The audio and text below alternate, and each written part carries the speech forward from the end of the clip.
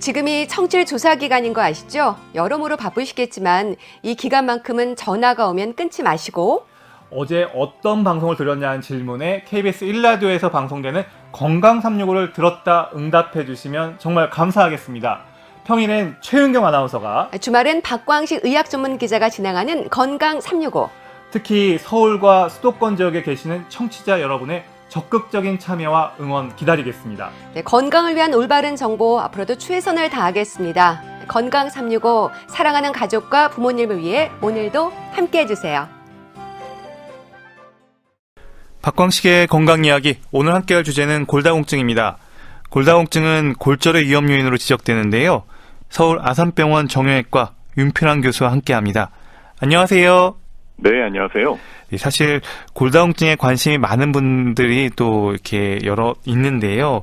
골밀도, 골다공증, 골절, 사실 좀 뗄 수 없는 부분들이죠. 네, 맞습니다. 골다공증이라고 한다면은 보통 이제 골강도의 약화로 골절의 위험성이 증가하는 골격계 질환 이렇게 얘기를 하는데요. 골다공증을 진단하기 위해서 골밀도가 필요하고 골밀도 수치가 낮아질수록 골절의 위험이 높아지기 때문에 뗄 수 없다고 볼 수가 있습니다. 교수님, 제가 갖고 있는 이 골다공증에 대한 인식이 좀 부족한 것 같은데요. 사실 골다공증 있는 분들 계시면 사실 겉으로 드러난 증상은 전혀 없어서 네. 이걸 과연 신경 써야 되는 질병인가 이렇게 그런 생각이 들더라고요. 예, 흔히 골다공증에 대해서 이제 홍보를 한참 하던 시기에는 좀 무서운 말이지만 되게 이제 증상이 없기 때문에 소리 없는 저승사다라는 말씀을 하기도 했었습니다. 예, 골절이 생기기 전까지는 증상이 없는데 골절이 한번 발생하면 사망률까지도 높아지는 경우가 생겨서 골다공증 매우 중요한 질환이라고 할 수가 있죠. 골밀도 수치에 관심을 갖는 분들이 사실은 그렇게 많지는 않을 것 같은데요. 특히 이 중년 이후부터는 골밀도 이 수치를 좀 적극적으로 관리해야 한다고 들었어요. 네, 이제 골밀도라고 한다라는 것은 결국 골의 치밀한 정도를 나타내는 건데요. 저희가 이제 골다공증 검사를 할 때 검사 수치로 골밀도 검사를 할 때 T점수, Z점수 이 등을 이제 검사를 하게 됩니다. 근데 보통 골다공증이라 한다면 이 T점수가 마이너스 2.5 미만인 경우를 골다공증이라고 하게 되고요. 마이너스 1.50에서 마이너스 2.5까지는 골감소증이라고 하는데, 이 수치를 잘 평가를 해서 골다공증이 심한 경우에는, 약물 치료 등을 통해서 잘 예방을 해야 골절의 발생 위험을 낮출 수가 있습니다. 그러니까 골밀도 검사에서 그 마이너스 붙어 있는 숫자가 크면 클수록 뼈가 더 약하다, 이렇게 생각하면 될까요? 네, 마이너스가 있으면서 예를 들어 마이너스 2.5보다는 마이너스 3.0이 더 나쁜 수치고요. 마이너스 4.0이면 굉장히 나쁜 수치라고 볼 수가 있습니다. 그러면 이렇게 골밀도라고 얘기를 계속 우리가 하고 있는데요. 네. 밀도는 뭐 밀집해 있는 어떤 정도를 보는 건데 골밀도는 뭘 말하는 건가요? 저희가 과학 시간에 밀도라는 것은 보통 이제 질량을 부피로 나눈 값이라고 알고 있듯이 골밀도라는 거는 뼈의 그 골기질, 본 미네랄이라고 하는 골뼈의 무기질의 함량 정도가 얼마나 치밀한 정도라고 이제 이해를 하시면 될 것 같습니다. 그러면 이 골밀도가 낮아진다. 이거는 어떤 위험이 생기는 건가요? 골밀도가 낮아지게 되면은 뼈의 강도도 약해지고 뼈의 그 성질, 골질 자체도 나빠지기 때문에 보통 일반적인 충격에 부러지지 않던 골절들이 작은 충격에도 이제 골절의 위험이 높아진다고 볼 수가 있는 거죠. 그러면 나이가 들면서 골밀도는 누구나 좀 낮아지는 건가요? 그럴 수 있습니다. 골밀도가 낮아지는 두 가지 이유가 있는데요. 보통 저희가 20, 30대 때 모든 사람들은 최대 골량을 갖게 되고요. 그때부터는 조금씩 이제 골량이 슬프지만 감소하게 되는데, 여성에서는 50대 폐경 전후로 해서 폐경 이후에 급격하게 여성 호르몬과 관련되어 골밀도가 굉장히 낮아지게 됩니다.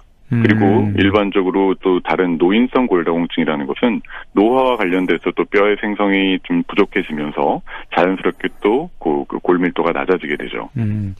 골밀도가 낮아진다는 건 여성에 있어서는 폐경 전후로 해서 어떤 신호, 인지를 할 수가 있는데, 그러면 남성의 경우는 나이대가 언제부터 이렇게 골밀도가 낮아진다고 좀 보면 될까요? 아까 말씀드린 것처럼 30대 이후에는 남성, 여성 모두 이제 골밀도가 서서히 낮아지게 되는데요. 여성에서는 폐경후에 급격하게 낮아지는 거고 남성은 이제 서서히 낮아지게 됩니다. 그 낮아지는 정도는 그 20, 30대 때의 최대 골량에 따라서 이제 얼마나 낮아지는가가 결정이 되는데요.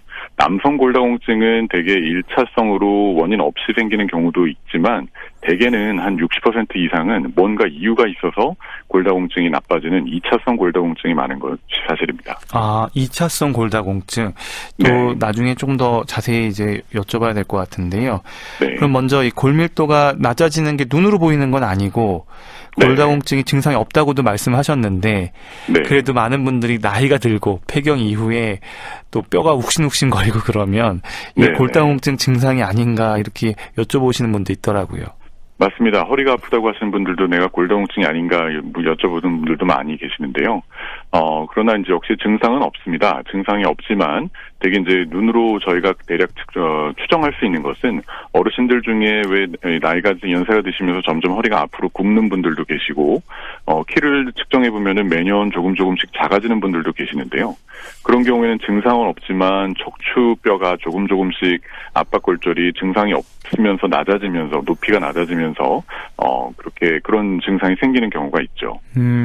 그 압박골절이라고 하셨는데 우리가 보통 골절하면은 급격하게 일어나는 골절로 생각하는데 사실 골다공증에 의한 이런 척추가 조금 무너져 내리는 것 같은 경우는 서서 일어나나 보죠. 키가 조금씩 작아진다고 하는 걸 보면요.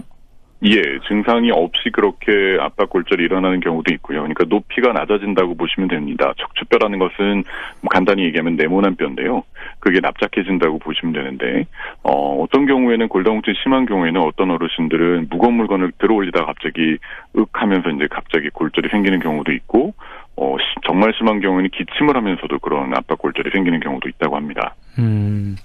그러면 이제 골밀도가 낮은 상태에서의 외부 충격은 훨씬 더 취약하겠네요? 네, 맞습니다. 젊은 성인 남성, 여성이 그냥 서 있는 높이에서 길 가다가 넘어진다고 해서 골절이 생기지는 않잖아요. 네. 그렇지만 골다공증이 있는 어르신들은 예를 들어서 앞으로 손을 짚고 넘어지거나 그럴 땐 손목골절이 생길 수가 있고 또 그냥 길을 가시다가 뭐에 걸려서 주저앉는 정도의 충격인데도 고관절 골절이 생길 수가 있습니다. 그렇게 큰 충격이 아니라 작은 충격에도 골절이 생기는 것을 골다공증성 골절이라고 분류를 할 수가 있습니다. 작은 충격에도 골절이 될 수 있다. 이게 아마 골다공증성 골절의 큰 특징이 아닐까 싶은데요.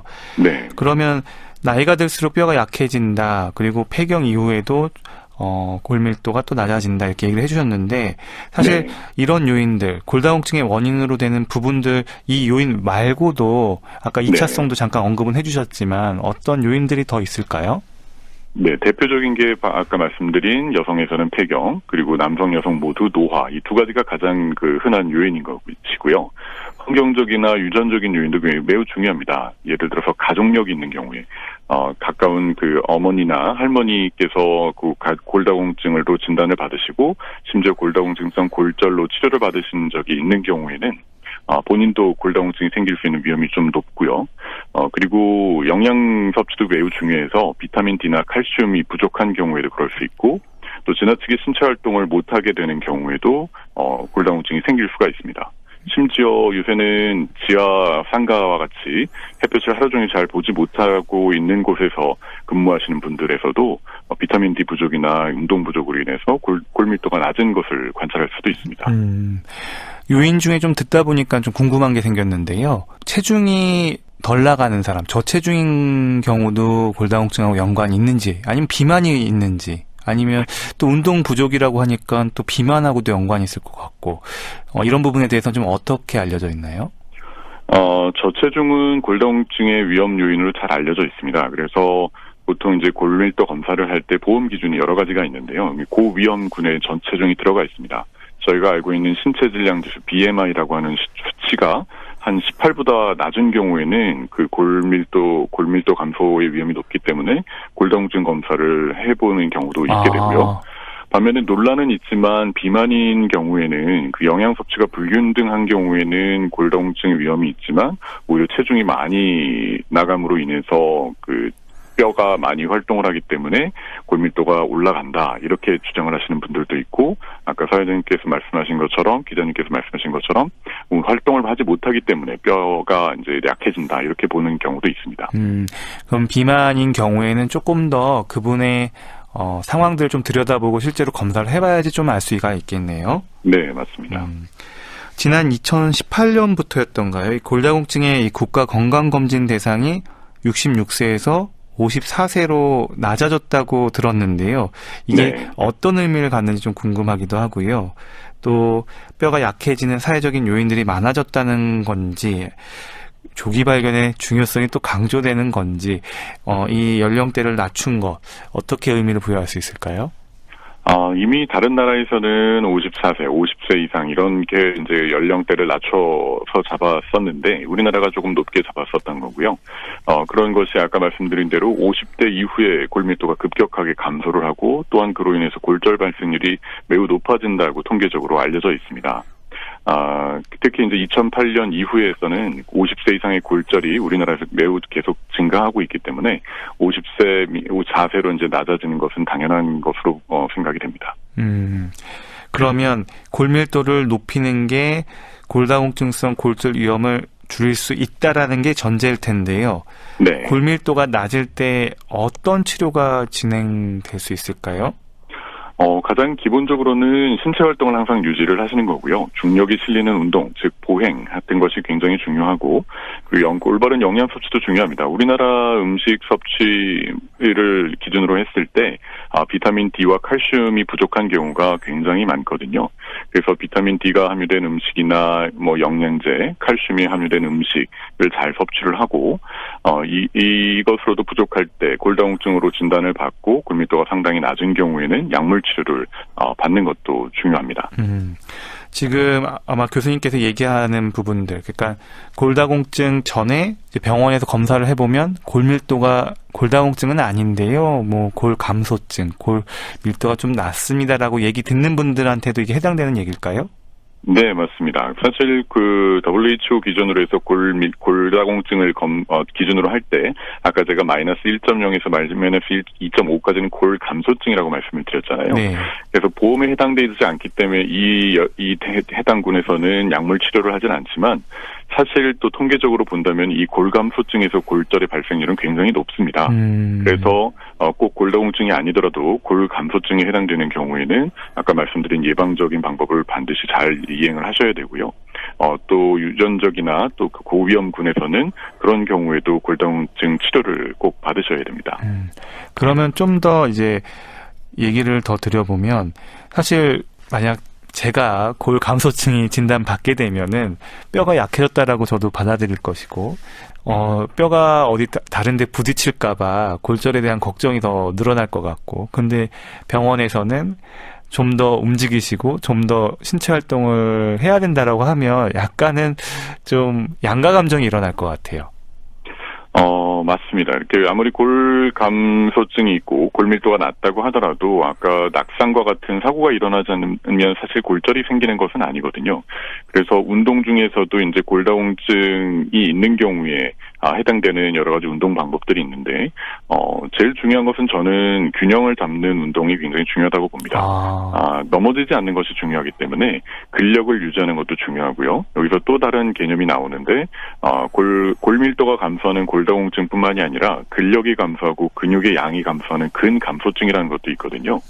그래서 골다공증 못지않게 근감소증도 넘어지거나 낙상이 되는 위험 요인이 되기 때문에 골다공증이 있는 분들에서는 근력 운동을 꾸준히 하시고 그리고 보행 운동 그리고 균형 잡는 운동 이런 운동들을 병행을 하셔야 예방을 할 수가 있을 것 같습니다. 일단은 골다공증 또 있으면 이런 것들이 다 도움이 되는 걸 이제 전제로 얘기를 하고 있는데 하나 궁금한 거는 사실은 이제 보험이 되는 약물을 받을 수 있는 기준이 아닌 경우에 이제 본인이 건강기능식품이나 여러 가지 먹는 걸 통해서 뼈를 강화시키려는 일반적으로 이제 그렇게 생각하는 일반인들도 많을 텐데요. 네. 그럴 때 비타민 D 제제만 이렇게 건강기능식품으로 사다 먹는 게 좀 도움이 될까요? 네, 많은 분들이 음식에 대해서 굉장히 궁금해 많이 하시죠. 그 비타민 D가 어디에 포함되어 있고 칼슘이 어디에 포함되어 있고 궁금해 하시는데 사실 비타민 D는 저희가 상식적으로 햇볕을 보게 되면 피부에서 합성되는 게 가장 중요합니다.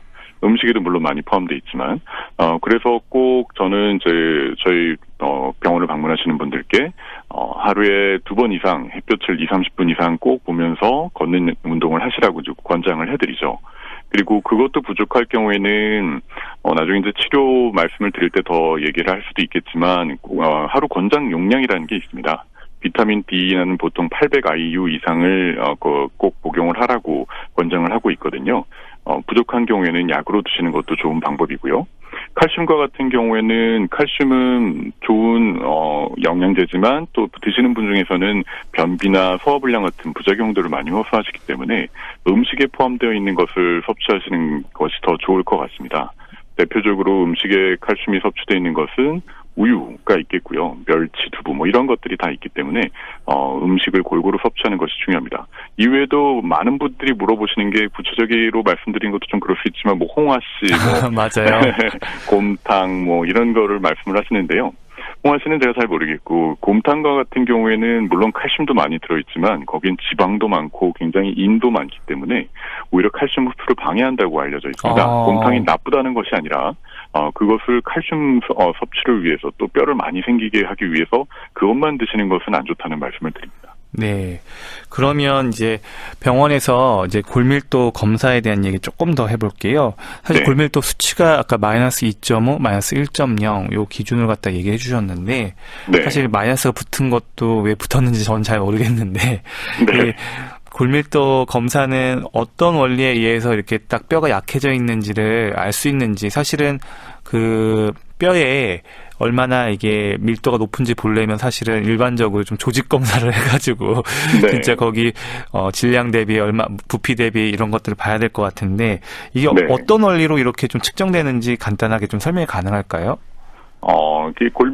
고래 강도, 고래 질을 평가하기 위한 여러 가지 많은 방법이 시도가 됐었는데 그 중에서 이제 대표적으로 이 골밀도 측정 방법을 사용을 하고 있는 거고요. 마치 엑스레이 찍는 것과 동일하다고 보시면 됩니다. 누워있는 상태에서 측정을 하게 되고, 대표적으로 척추와 고관절, 이쪽에 대표적인 2가지 부위를 검사를 하게 되고요. 그랬을 때 이제 검사하는 수치가 아까 T점수와 Z점수가 있다고 말씀을 드렸는데요. 보통 저희가 진단할 때 쓰는 T점수라는 것은, 그 정상 성인들의 수치를 다 검사를 해서 평균값을 알고 있는 겁니다. 그 정상 성인의 수치에 비해서 이 표준 편차 너무 어려운 얘기가 될 수 있는데 정상 성인의 수치에 비해서 어느 정도 낮으냐 이것을 비교하는 것이 마이너스 값으로 나온다고 보시면 되고요. 예. 그러니까 이 수치 자체가 절대적인 의미가 아니라 네. 그 기본적인 일반적인 성인이라면 이 정도의 어떤 꼭 골질을 보여야 되는데 그 어떤 네. 정상 분포를 보이면 얼마나 그 바깥쪽에 있는지를 갖다가 보는 수치다 이렇게 이해하면 될까요? 맞습니다. 그러니까 70세 여성분이 검사를 했을 때 T 값이 마이너스 2.5다 그렇다는 것은 정상 성인이라는 것은 그냥 젊은 성인을 말하는 겁니다. 그러니까 70대 정상분들하고 비교하는 것이 아니고요. 그랬을 때 정상 성인 수치에 비해서 어느 정도 낮다라고 하는 것이고 Z점수라는 것은 같은 연령대 분들과 이제 비교를 하는 것입니다. 그래서 65세 이제 여성 그러니까 고령 환자분이 아니라 젊은 환자들에서 비교를 할 때는 이 Z값으로 비교를 하게 됩니다. 그러니까 지금까지 좀 저도 잘못 알고 있었던 네. 부분인 것 같은데 2.5라는 수치가 어떤 뼈의 어떤 절대적인 수치인 줄 알았는데 그게 아니라 성인과 비교하여 내 뼈의 밀도가 얼마나 네. 다른 사람들하고 이렇게 좀 비슷한지 좀 아니면 네. 너무 다른지 이런 것들을 보는 하나의 척도겠네요. 맞습니다. 환자분들께 설명을 드리고 진단을 할 때는 그 T값을 사용을 하게 되는데요. 사실 골밀도 검사를 하면 기자님께서 말씀하신 것처럼 절대적인 수치도 나옵니다. 본 미네랄 덴시티약 BMD라는 수치가 구체적인 숫자로 나오게 되는데요. 의사들이 이제 환자분들을 매년 정기적으로 1년, 2년 이렇게 평가를 할 때 비교하는 것은 이 T값을 서로 비교하기도 하지만은 아까 말씀드린 그 절대적인 수치를 비교해서 얼마나 더 올라가는가 더 떨어지는가 그것을 비교해서 이제 치료 방침을 결정을 하게 됩니다. 그러니까 또 절대적인 값, BMD라는 값도 같이 보신다, 이렇게, 네, 맞습니다. 그렇군요. 제가 이번에 골밀도 수치에 대해서 정확하게 좀 알게 된 것 같습니다. 그리고 이제 하나 더 여쭤볼 거는요. 사실, 이 약물이 필요하다는 건 딱 그 마이너스 2.5가 넘어가면, 그러니까 마이너스 3.0 뭐 이렇게 되면은 일단 보험 기준에는 다 들어오는 겁니까? 네, 그렇습니다. 저희가 모든 경우에 다 보험을 혜택을 드릴 수가 없기 때문에, 이제 기준으로 삼은 것이 마이너스 2.5가 되는 거고요. 마이너스 2.5 미만이면, 이제 골다공증 보험을 혜택을 받으면서 골다공증 치료제를 처방을 받으실 수가 있고, 그러나 이제 골감소증이라고 하더라도 골다공증성 골절이 있는 경우에는, 고위험군으로 분류가 되어서 골다공증 기준에는 해당되지 않더라도, 그러니까 T값에는 해당되지 않더라도 골다공증 골절 그 자체로 보험 혜택을 또 받을 수가 있습니다. 그러면 사실 골밀도가 마이너스 1.2, 3 이 정도인데 골절이 있다. 네. 그러면 이것도 혜택을 받을 수 있는 건가요? 네, 그냥 골절이 아니고 고에너지 손상이 아니고 아까 말씀드린 저에너지 손상, 그냥 주저앉는 정도의 골다공증성 골절로 분류되는 대표적으로 손목, 척추, 고관절 골절 이런 부분들이 발견이 되고 치료를 받는 경우에는 보험 혜택을 받을 수가 있습니다. 네. 건강365는 KBS 홈페이지와 유튜브 그리고 팟캐스트로도 서비스되고 있습니다. 골다공증에 대한 말씀 듣고 있는데요. 서울 아산병원 정형외과 윤필환 교수와 함께합니다. 교수님, 이 골다공증에 대해서 계속 이야기를 듣고 있는데요. 네. 여러 가지 많은 이야기들이 있지만 골다공증 하면 남성들은 대부분 내병은 아니고 그 대부분 여성들의 질환이라고 생각하는 경향이 있는 것 같아요. 어떻습니까? 남성분들이 사실 골다공증이 흔하지 않은 것은 사실이고요. 그렇지만 남성 골다공증이 생기는 경우에는 여성보다 오히려 더 위험할 수가 있습니다. 남성에서 골절이 생겨서 특히 고관절 골절이 생겨서 치료를 받는 경우에는 너무 무서운 얘기를 말씀드리면 안 되지만 사망률이 오히려 여성보다 훨씬 더 높습니다. 그래서 남성분들이 골다공증으로 진단을 받는 경우에는 더 적극적으로 치료를 받으셔야 될 필요가 있다고 봅니다. 그러니까 남성인데 골다공증 진단 받으면 이건 더 예후가 좋지 않을 수 있다. 네, 맞습니다. 맞습니다. 기억을 해둬야 되겠네요. 그리고 이 또 남성들에게 있어서 흡연도 영향이 있다 이렇게 얘기를 들었는데요. 네. 아까 모두에 말씀을 드렸었는데 남성 골다공증은 그냥 원인 없이 생기는 1차성 골다공증도 있지만 대부분 60% 이상이 2차성 골다공증입니다. 그런 경우가 이제 위험 요인으로 저희가 분류를 하는 것이 과음과 흡연이 들어가거든요. 술을 과도하게 섭취하는 경우에는 조골세포라고 해서 뼈를 생성하는 세포의 기능을 억제하기 때문에 뼈의 생성을 억제하니까 당연히 골다공증이 생길 위험이 높아지는 것이고요. 그리고 저체중이거나 운동 부족, 또 남성 호르몬 부족 이런 것들도 남성 골다공증을 일으키는 원인이 될 수가 있습니다. 흡연하고 술 얘기 나와서 또 여쭤보겠는데 함께 기호식품 또 이 커피도 있는데요. 커피는 어떻습니까? 네, 커피도 물론 논란은 굉장히 많습니다. 저도 많이 마시고 여러분들 많이 마시실 텐데요. 보통 권장하기로는 하루 한두 잔 정도를 권장하고 있습니다. 왜냐하면 카페인 역시 다른 것보다도 칼슘 흡수를 억제한다고 잘 알려져 있거든요. 그래서 카페인을 많이 섭취하는 경우에는 칼슘 흡수가 억제돼서 뼈를 만드는 재료가 부족하니까 골다공증이 생길 수 있다. 이렇게 또 볼 수가 있는 거죠. 그러니까 골다공증이 사실 나이가 들거나 폐경되면서 생기는 이런 요인 외에도 방금 이야기하신 흡연이나 술, 커피 이런 여러 가지 2차적인 요인들이 이렇게 관여하는 것 같은데 물론 가족력도 얘기하셨고요. 하나 네. 궁금한 거는 사실 나이가 드는 면서 많은 분들이 기저질환, 만성질환들을 많이 갖고 있잖아요. 그래서 네. 같이 드시는 약들도 많을 텐데 약물에 의한 좀 골다공증 위험 높이는 것도 있습니까? 네, 물론입니다. 대표적인 약제가 스테로이드라는 약제인데요. 스테로이드를 계속 지속적으로 복용하시는 경우에는 스테로이드로 인한 골다공증이라는 분류가 따로 있을 정도로 상당히 골다공증을 발생시키는 위험 요인이고요. 그 외에도 역시 칼슘이나 흡수를 억제하는 약제들도 골다공증을 일으킬 위험이 있습니다. 최근에는 간염약으로 개발이 된 약제들도 그 골다공증을 2차적으로 발생시켰다는 보고들도 있어서 드시는 약 중에서 골밀도를 낮출 수 있고 골다공증을 유발할 수 있는 약제가 있는지 물론 의사분들이 잘 알고 계시고요. 확인할 필요가 있습니다. 그러니까 만성질환 갖고 계신 분들은 또 나이가 연세가 드신 분들도 많을 가능성이 높고 그렇기 때문에 본인이 드시고 있는 약물 중에 뼈의 그 골밀도를 좀 낮출 수 있는 약들을 좀 본인이 알고 계셔서 좀 대비를 하시는 게 좋겠다. 이렇게 정리하면 되겠습니다. 네. 그러면 이 골절 위험, 사실 아까 언급은 해주셨어요. 이게 그 저에너지 손상에 있을 때도 이렇게 골절이 될 수 있는, 사실 좀 용어가 어렵습니다. 저에너지란 단어도 그러니까 살짝 부딪혔을 때도 뼈가 부러질 수 있는 그런 부위들이 있다고 얘기를 해주셨고 몇 개를 언급해 주셨는데요.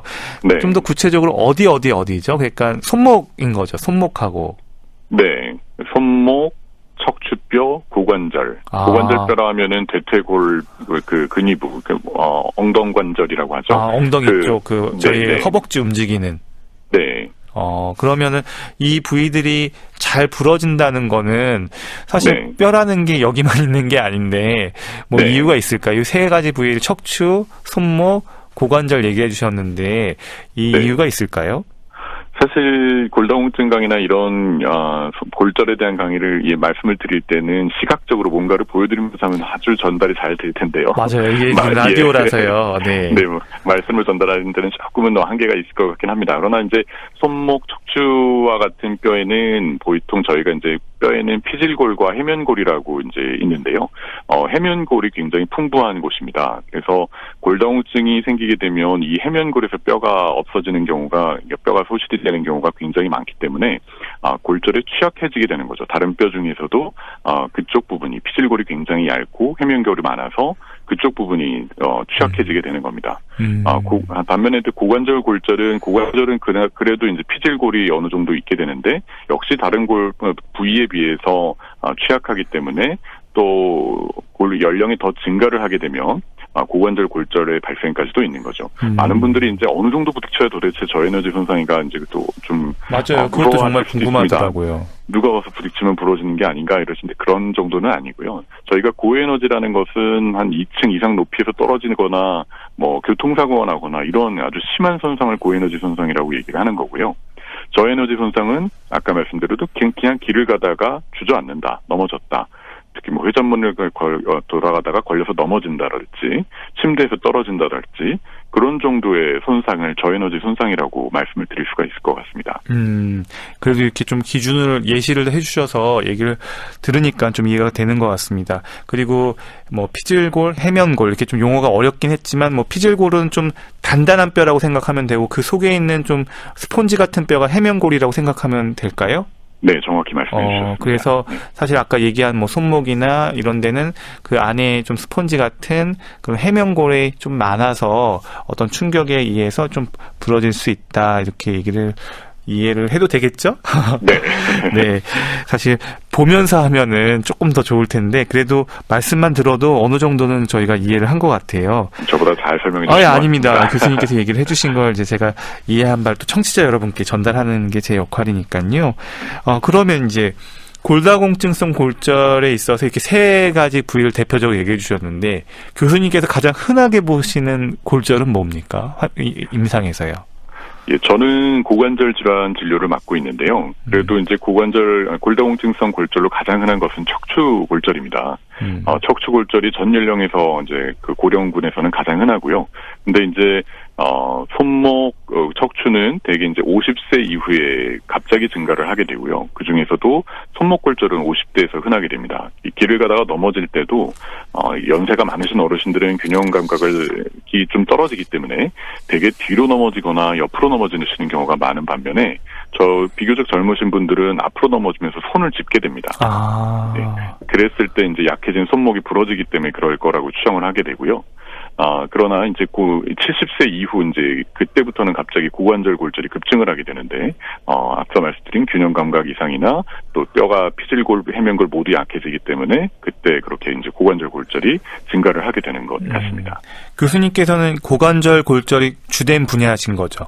네, 맞습니다. 그러면은 고관절 골절로 오시는 분들이 좀 연령이 높은 70대 이후 방금 얘기하셨듯이 좀 더 고령의 환자분들이 많겠네요? 네, 고령 환자분들이 많으십니다. 근데 또 고령 환자들이 골절로 오면 또 수술을 해야 되잖아요. 네, 그러면 고민을 하겠어요. 이렇게 좀 연세가 드셔가지고 전신 마취하고 수술을 해야 되는 상황이 자녀분들이나 보호자분들 되게 많이 좀 고민이 되긴 할 것 같은데 요즘 어떻습니까? 네, 그래서 사실 방송이나 매체에서 이렇게 말씀드리는 게 좀 조심스러운 것이 너무 이제 고관절 골절이나 골다공증성 골절의 위험에 대해서 말씀을 드리다 보니 실제로 병원에 오셔서 말씀을 나눌 때 보호자분들이 많이 무서워하십니다. 수술을 받으면 돌아가시는 게 아닌가. 그게 가장 걱정을 하시는데요. 일단 사실을 말씀드리면 사망률이 높긴 합니다. 골절 후에 1년 내 사망률을 평가했을 때 그런 경우에는 1년 이내 사망률이 한 16% 정도가 됩니다. 꽤 높은 비율이죠. 그러나 이제 한 가지 아셔야 될 것은 그 수술을 하지 않으면 사망률은 더 급증을 하게 됩니다. 더 높아지게 되고 사망률이 이 정도로 높다고는 하지만 대개 이제 기저질환을 갖고 계신 분들인 경우가 더 많고요. 대개는 치료를 잘 받으시면 매우 양호하게 잘 회복하시고 정상생활로 복귀를 하십니다. 교수님 어르신들이 골다공증성 골절로 고관절이 부러졌을 때는 일단은 이게 응급 상황에 수술로 들어가는 거예요? 아니면 조금 기다렸다 수술을 해도 되는 건가요? 이런 것도 좀 궁금한데요. 예, 응급 중에서도 이제 초응급이라고 볼 수는 없고 저희가 이제 되게 준응급이라고 분류를 하게 됩니다. 어르신들이 골절돼서 골절을 당하고 응급실로 오셨을 때가 저희가 가장 건강하신 상태라 이렇게 평가를 하거든요. 오래 누워 계시게 되면 그로 인해서 또 여러 가지 문제가 생길 수가 있고 병이 생길 수가 있기 때문에 가능한 한 골절이 발생하고 나서 신속하게 치료받을 것을 권해드리기는 합니다. 그러나 앞서 말씀드린 것처럼 기저질환이 있으신 경우에는 오히려 마취를 하거나 수술하는 과정에서 혹시나 또 잘못되실 수가 있기 때문에 뭔가 취약하거나 병을 갖고 계시거나 수술하는데 위험할 것이라고 판단이 된다면 꼭 급하게 하지 않고 그 기저질환을 먼저 치료를 하고 수술의 안정 상태가 될 수 있도록 평가한 후에 수술을 하기 때문에 며칠 정도 지연돼서 수술하시는 것은 크게 걱정하실 것은 아닌 것 같습니다. 압박골절, 척추 압박골절 같은 경우는 본인이 사실은 살짝 충격을 받고 그게 주저앉았어도 모르고 지나갈 수도 있잖아요. 너무 무딘 경우에. 근데 이 고관절 골절 같은 경우도 어르신들이 본인이 골절이 있었는데도 이게 모르고 지나갈 수 있나요? 이게 고관절 골절에서요. 그럴 수도 있습니다. 그리고 되게 이제 좀 애매한 것이 원래 건강하셨고 골밀도가 애매하게 나빠서 주저앉아서 넘어지셨는데 골절이라는 것이 두동강이 나면서 뼈가 부러지면 절대 움직일 수가 없잖아요. 그렇죠. 그럼 누구나 알죠. 예. 걷지 못하고 넘어져서 일어나지도 못하시는데 고관절 골절에도 이렇게 금만 가는 경우도 있습니다. 그런 경우에는 심지어 일어나실 수도 있고 걸으실 수도 있기 때문에 되게 건강하셨던 분들은 난 괜찮을 거야라 하고 그냥 걸어 다니시다가 문제가 되는 경우도 발생을 하게 됩니다. 그래서 외래로 오시는 경우도 있고 운 나쁘게 정말 금이 갔는데 엑스레이에서는 잘 보이지 않는 경우에 외래로 오셨을 때는 골절을 놓치는 경우도 가끔은 존재하게 됩니다. 고관절이 부러졌을 때 그러면 수술로는 어떻게 치료하나요? 되게 상식적으로 골절이 있으면은 당연히 뼈를 붙이는 치료가 원칙이 되어야 할 텐데요. 손목 골절은 그래서 수술을 하는 경우가 많이 있고 고관절 골절도 역시 수술을 당연히 하게 됩니다. 수술을 하는 방법에는 뼈를 붙이는 골유합술, 뼈를 붙이는 수술 방법이 있고 그 외에는 고관절 골절은 특성상 이게 골절이 잘 붙지 않는 경우도 있고 합병증이 생기는 경우도 있기 때문에 골절 고정이 아니라 처음부터 인공관절 수술을 하는 경우도 있습니다. 인공관절을 해도 잘 고정이 되나요? 고관절 뼈가 주변이 약해져 있어가지고 좀 걱정이 되기도 하는데요. 네, 골밀도가 낮아서 혹시 인공관절이 잘 붙지 않고 문제가 생기는 게 아닌가라고 우려를 많이 하시지만 재료들도 많이 발전이 돼 있고 기술도 많이 좋아져 있어서요. 인공관절 수술을 받으시면 오히려 더 빨리 움직이시고 잘 회복하게 됩니다. 보통 이제 어르신들 그렇게 수술 받으시면 정상적인 보행이 가능하다 이렇게 생각해도 될까요? 네, 일단 또 역시 통계적인 사실을 말씀을 드리면 고관절 골절만으로 말씀을 드린다면 수술을 받고 정상적으로 전과 같이 똑같이 걷게 되는 경우는 전 세계 통계를 내면 한 60% 정도라고 말씀을 하십니다. 상당히 좀 낮은 비율이죠. 네. 그럼 나머지는 뭔가 지팡이를 잡거나 보행기를 잡거나 다른 사람의 부축을 받아서 걷게 되는 경우가 있고 그렇게 하시지만 되게 건강하셨던 분들은 수술 전과 거의 동일한 정도로 회복하시고 걸으실 수가 있습니다. 그럼 60% 환자분이 정상적으로 보행을 할 수 있다고 했는데요. 그러면 수술 후에 어느 정도 회복 기간이 소요가 되나요? 골절 치유 방법과 그리고 골절의 심한 정도에 따라서 달라지기는 하는데요.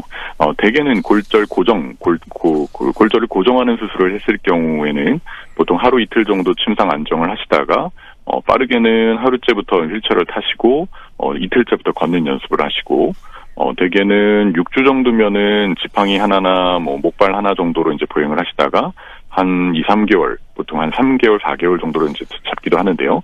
그 이후에는 뼈가 잘 붙게 되면, 아무것도 없이 걸으실 수가 있게 됩니다. 네. 근데 또 인공관절을 하시는 경우에는 인공관절이 안정될 때까지 이제 주의가 필요하기 때문에 역시 하루나 이틀째부터 보행 연습을 하게 되고, 역시 2, 3개월이면은 목발 없이 잘 걸으실 수가 있습니다. 약간 바로 수술하고 바로 걸을 수 있는 건 아니고, 어느 정도의 좀 재활 훈련 기간이 필요하다, 이렇게 좀 생각하면 되겠네요. 네. 박광식의 건강 이야기 서울 아산병원 정형외과 윤필환 교수와 함께하고 있습니다. 교수님, 그러면 골다공증 치료에 대해서 지금 듣고 있는데요. 이렇게 네. 골다공증을 인한 골절이 왔을 때 수술과 함께 골다공증 약물도 같이 복용을 하게 되나요? 네, 이제 이전에 이미 진단을 받고 계셨던 분도 계시지만 대개는 골다공증을 모르셨던 분들도 많으십니다.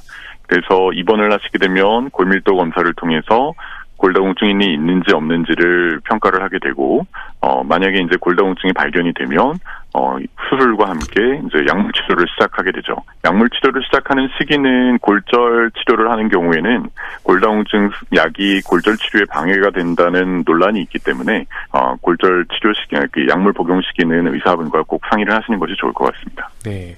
사실 골다공증에 대해서 어르신들이 많이 관심을 갖더라고요. 여쭤보는 네. 것도 많고요. 그래서 저희가 직접 취재한 부분도 있는데 한번 리포터 전수현 씨가 취재한 내용 들어보시고 답변 부탁드릴게요.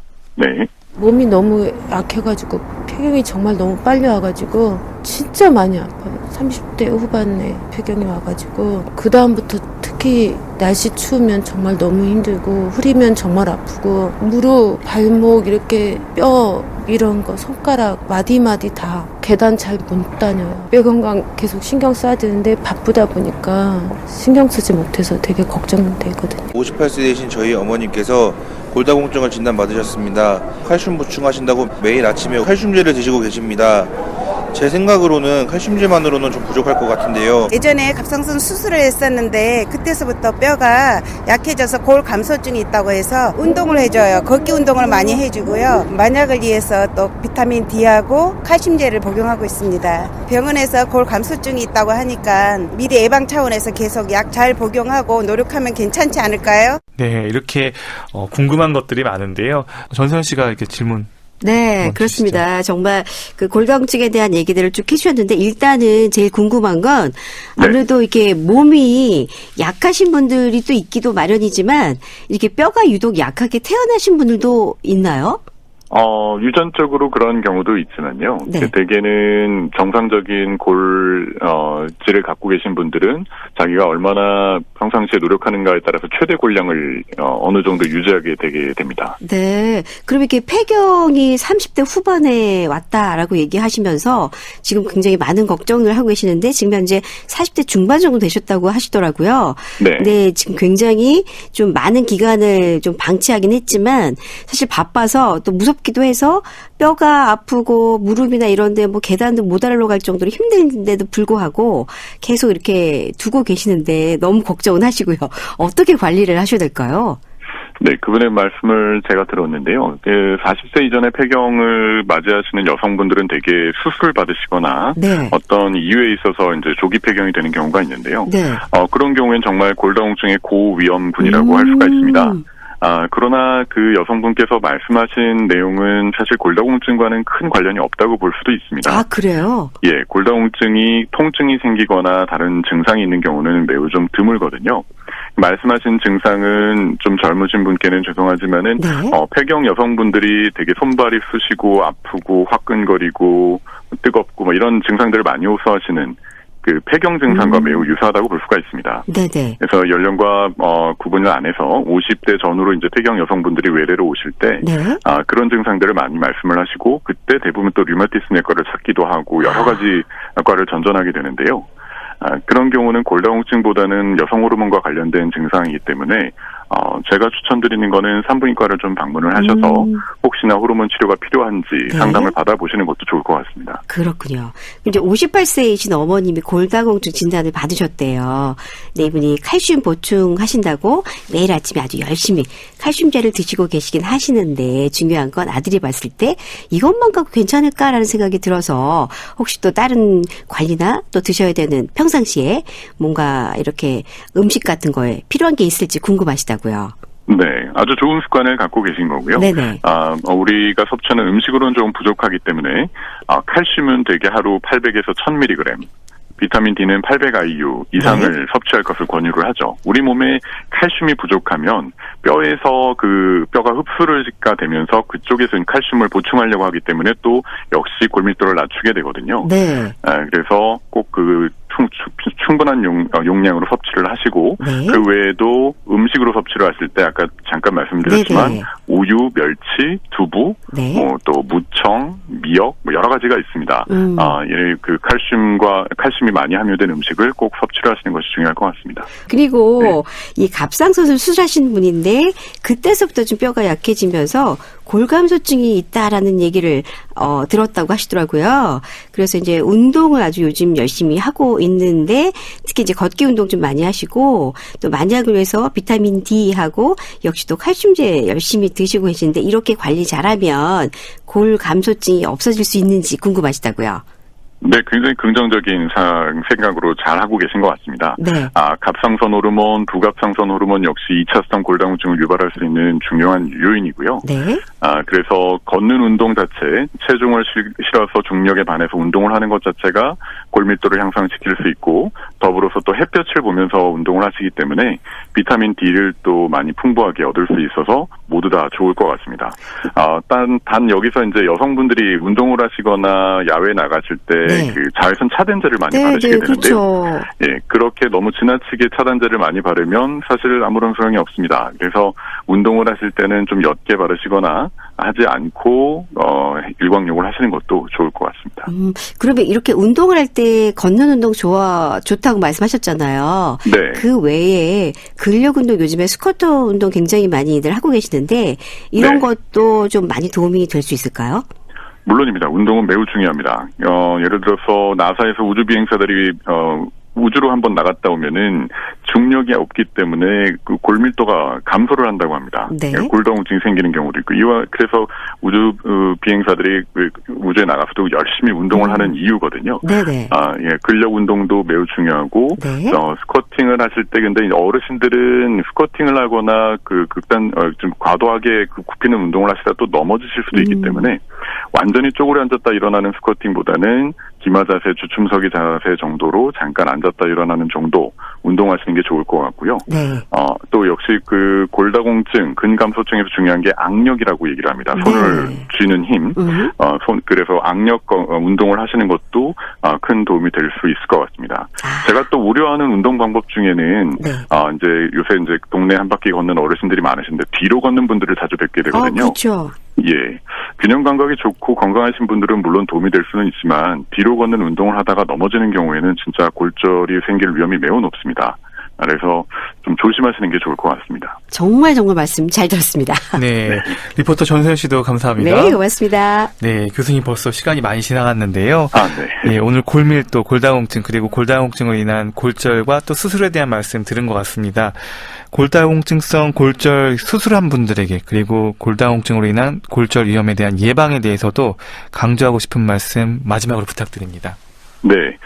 골다공증성 골절 수술을 받으신 분들께는 꼭 수술이 끝이 아니라고 말씀을 드리고 싶습니다. 이 골다공증은 나중에 또 골절을 유발할 수 있고 재골절이 생길 수가 있기 때문에 수술에 적극적인 운동으로 빨리 회복하셔서 일상생활로 복귀하는 것이 중요하고요. 그다음부터는 골다공증이 있다면 꾸준히 적극적으로 치료를 하시는 게 중요할 것 같습니다. 대부분 증상이 없어지면 또 이제 약을 안 먹고 치료를 중단하게 되는 치료 중단율이 굉장히 높거든요. 이러지 않도록 예방할 수 있고 치료 경과도 꾸준하게 추시를 받으십시오. 그리고 골다공증은 예방할 수 있고 잘 치료받고 회복하실 수 있으니까 꼭 두려워하지 마십시오. 네, 지금까지 서울 아산병원 정형외과 윤필환 교수님 오늘 말씀 고맙습니다. 네, 감사합니다. 편안한 휴일 되시기 바랍니다. 지금까지 KBS 학 전문 기자 박광식이었습니다. 가족의 건강을 위해 건강 365 좋아요와 링크 공유 부탁드립니다. 건강 365